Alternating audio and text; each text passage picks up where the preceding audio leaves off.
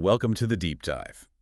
Today, we're tackling a problem that's, well, it's pretty much everywhere. Plastic waste.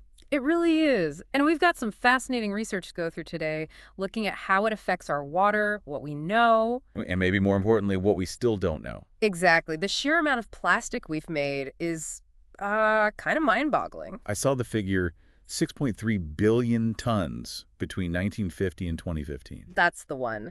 And the really stark part, only about 9% of that ever got recycled. 9%, wow. So the rest is just out there. Piling up in landfills, ending up in the environment, and it doesn't just sit there. Right, it breaks down into smaller and smaller bits. We're talking microplastics, anything under 5 millimeters. And even smaller nanoplastics, which are less than 100 nanometers. Though often microplastics kind of covers both, doesn't it? It does, yeah. It's often used as an umbrella term. And what's really telling is when you look at surface waters, the kind that feed into our drinking water. What do we find there? Over 91% of the particles are actually pretty small, between 20 and 100 micrometers. So not big visible pieces, we're talking tiny stuff. Really tiny. And they come in all sorts of shapes, too. Like fibers. I read that's a common one. Yeah, fibers, fragments, films, foams, pellets. You name it. The usual suspects in drinking water tend to be things like polyethylene, polyester, polypropylene. Peat bottles, that kind of thing. Peat, polyamide, yeah. And interestingly, you mentioned fibers. Over 64% of what's found in surface waters are actually fiber-shaped. Okay, so let's unpack this. Our mission for this deep dive, then, is to really explore where these microplastics are coming from, where they go in our water system. Their fate. And the big questions around health risks. Yeah, what are the risks? And critically, can we actually get them out of the water? Right. We want to give you a clear picture of this whole complex issue. So where do we start? Occurrence. Where are they found? Well, pretty much everywhere, as we said, landfills, obviously, waste sites, but also indoors. Indoors? How? Mostly from synthetic textiles. Clothes, carpets, upholstery. Some studies suggest that could be up to 60% of indoor microplastics. 60%. Ah! From our clothes. It seems so. Plus bottles, packaging, all that contributes too. It's a bit unsettling thinking they're just floating around the house. It is. And it's definitely not just a local problem. These things travel. You mentioned the Antarctic snow finding. Exactly. Finding them in fresh snow in Antarctica really shows the global scale of this. They get carried by wind, by water currents. And how do they get into water sources initially? Runoff. Runoff, wastewater effluent, even leachate from landfills, that liquid that seeps out. Yeah. Some samples showed concentrations as high as 79 particles per liter. Good grief. Okay, so they're in the water. Do they just float around? Depends on the plastic. Some are less dense than water, like polypropylene, polyethylene, polystyrene. They tend to float. Okay. But others, like PVC, nylon, they're denser. They sink. But I read something interesting. Even the floaters don't always stay floating. Yes, biofouling. That's a key factor. Explain that a bit. Basically, microorganisms, algae, bacteria start growing on the surface of the plastic particle. Like scum on a pond rock. Kind of, yeah. And that adds weight. So a plastic that was initially buoyant can become dense enough to actually sink. Which obviously changes where it ends up. Completely. It affects how they move through lakes, rivers, oceans. And the big worry for people naturally is drinking water. That feels like a very direct exposure route. It is. And that global study you hear about, finding microplastic fibers in up to 83% of tap water samples worldwide, that definitely got people's attention. 83%, that's a lot. Are there estimates of how much we might actually be drinking? There are some studies. One estimated maybe 14 particles a day for men, 10 for women, just from tap water. Okay. But others have found much higher levels in some places. Research in China reported up to 440 particles per liter in certain samples. Wow. And switching to bottled water doesn't necessarily fix it, does it? Not always, no. Studies in Australia, Malaysia, other places have found microplastics in bottled water, too. Where they came from in bottles, the bottle itself. Could be the packaging, the bottle, even the cap during opening and closing. It's still being investigated.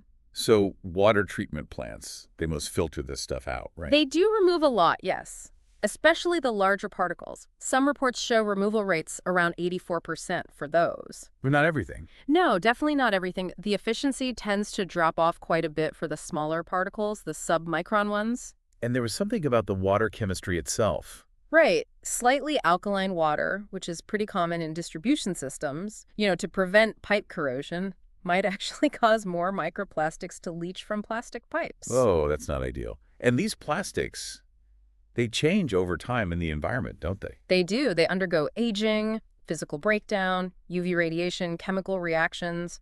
It makes their surfaces rougher, more cracked. And that matters because Because those rougher surfaces are better at absorbing other pollutants. They become stickier, essentially. so they can pick up other chemicals from the water. Exactly. Especially hydrophobic organic compounds, things that don't like water, like some pesticides or industrial chemicals, they tend to glom onto the plastic surface.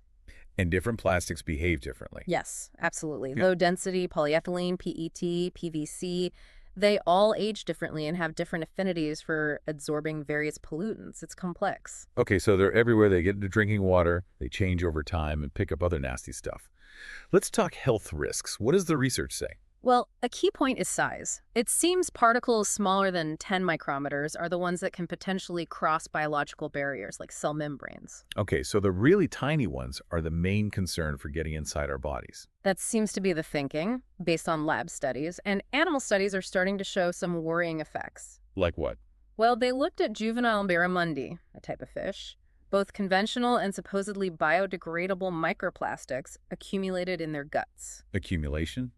Does it cause harm? In that study, the polyethylene microplastics actually decreased the diversity of the fish's gut microbiome, which isn't usually a good sign. And other animals? Studies on crayfish exposed to polyethylene showed things like oxidative stress, changes in immune response, and again, disrupted gut microbiota. Oxidative stress. That's like cell damage, right? Essentially, yes, an imbalance that can harm cells.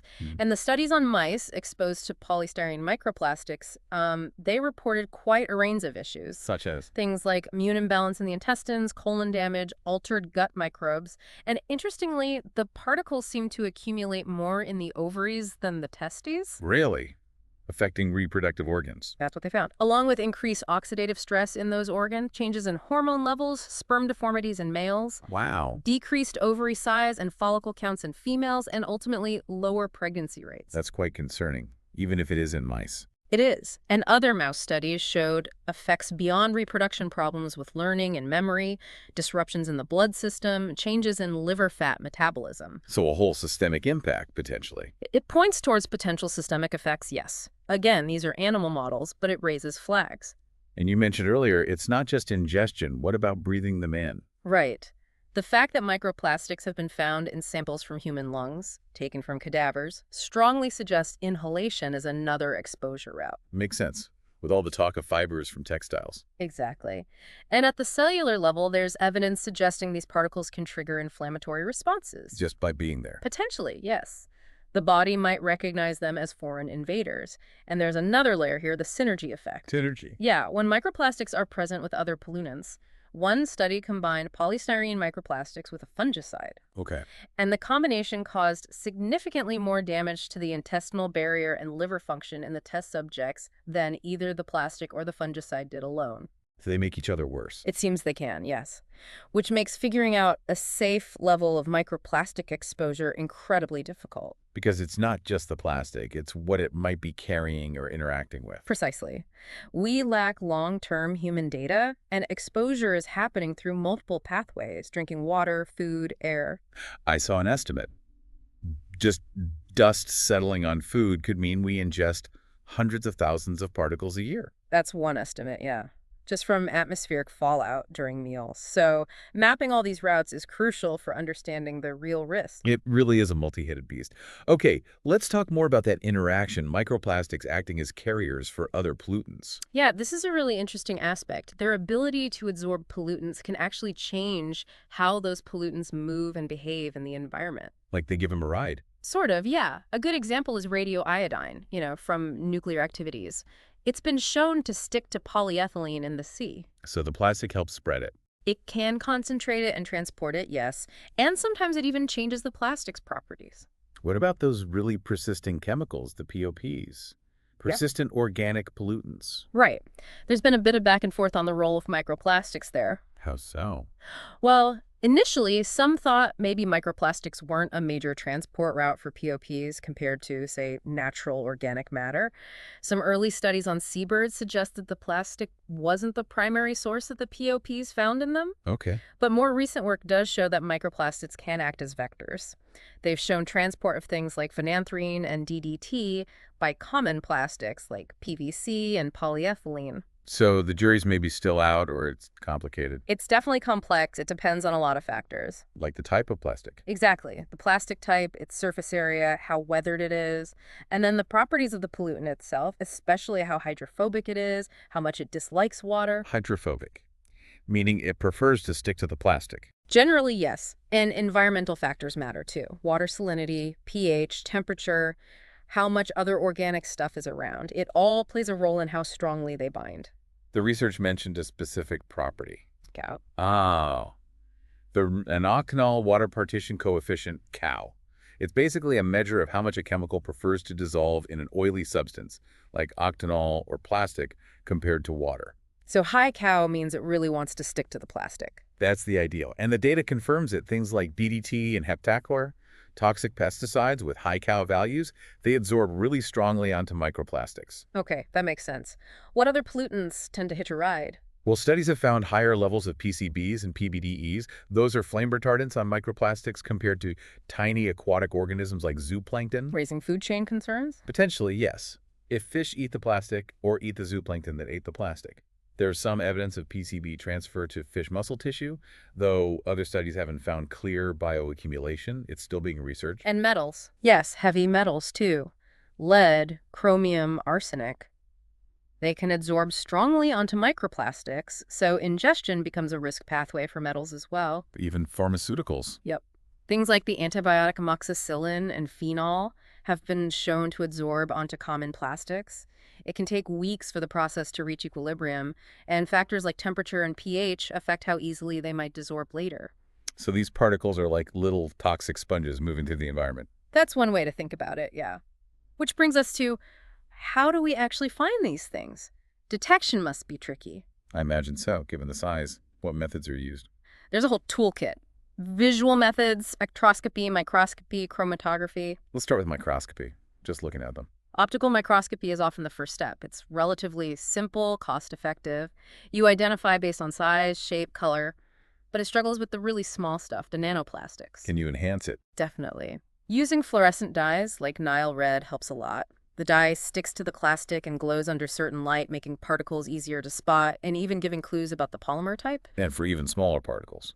Then you move to things like scanning electron microscopy, SEM, much higher magnification. You can see down to the nanometer scale, get surface details. Does SM tell you what type of plastic it is? Not directly, but you can couple it with other techniques. And people are using deep learning, AI, to automatically analyze these SEM images, which speeds things up hugely. Okay, what about methods that identify the actual plastic material? That's where spectroscopy comes in. Raman spectroscopy is very powerful. How does that work, basically? You shine a laser on the particle, and the way the light scatters back gives a unique chemical fingerprint.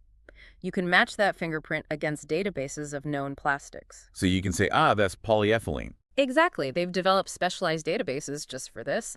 Sometimes they have to treat the sample first, maybe with something like Fenton's reagent, to remove interference from other organic stuff or pigments. Is Raman the only one? No, Fourier transform infrared spectroscopy, FTIR, is another key technique. Also gives a chemical fingerprint. Very good for identifying common plastics. It's used in all sorts of samples, even complex ones like mine water. Are there combined methods? Oh, yes. Techniques like TG-FTIR, MS, ATR-FTIR often combine with machine learning to process the complex data.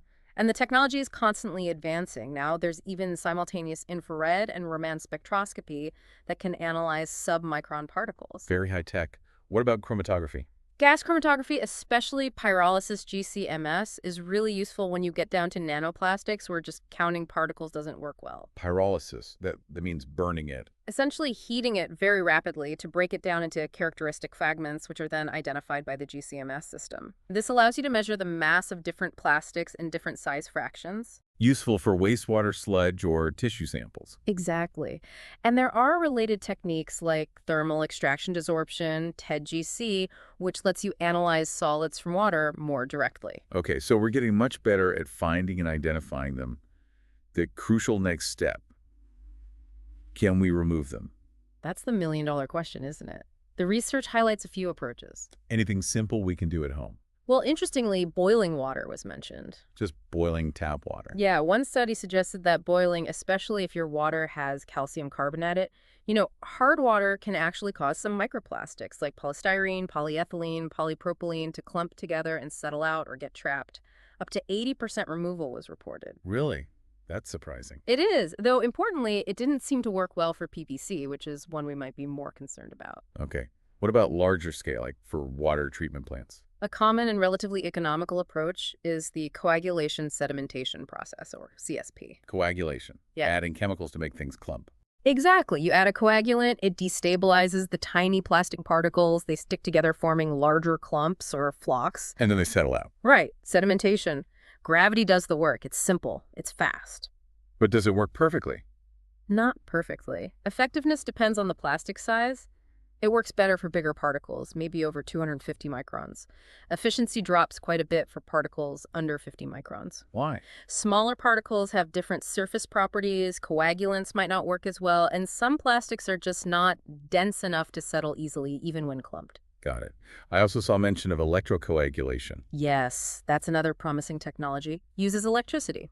Ah. You pass an electric current through metal electrodes, usually aluminum or iron, in the water. The positive electrode dissolves, releasing charged metal ions. And these ions grab the plastic. They attract the negatively charged microplastics, neutralize them, and help them clump together. Similar to chemical coagulation, but driven electrically. Simple setup. Any advantages?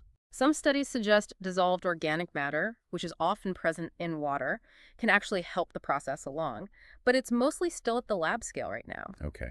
What else? Something about organocelanes. Yeah, that's about modifying the surface of the microplastics using these chemicals, organocelanes, to make them stickier to each other, promoting agglomeration. Making them clump together so they're easier to remove. That's the idea. Yeah. But it's sensitive to things like biofilms, those slimy layers of microbes which can form on the plastic and interfere with the process. Surface chemistry is key. Right. And standard water treatment often combines coagulation with flocculation. Yes. Coagulation starts the clumping, then you add a flocculant, often a polymer like polyacrylamide, to help bind those small clumps into bigger, denser, faster settling flocks. Is that effective? It can be quite effective, yes. Studies have shown high removal rates, like 98% for polystyrene beads under certain conditions. Yeah. Using magnesium hydroxide with polyacrylamide removed 85% of polyethylene in another study. But there's a downside to polyacrylamide. There are concerns about the chemical footprint, potential residues of the synthetic flocculant itself in the treated water. So are there greener alternatives? Definitely. There's a lot of interest in natural flocculants. Like what? Things derived from natural sources, polysaccharides like chromatography-mass from shellfish shells, starch, cellulose, tannins from plants, even mucilage from things like okra or cactus. Seriously, okra slime. Potentially, yes.